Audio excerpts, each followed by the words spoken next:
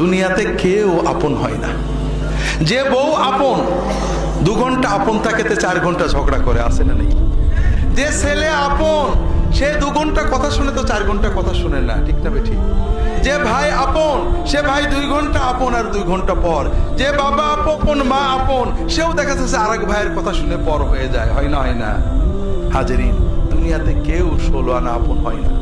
আমাদের এই জীবনটা পরকে আপন করার, মানুষকে খুশি করার জন্য একটা সংগ্রাম।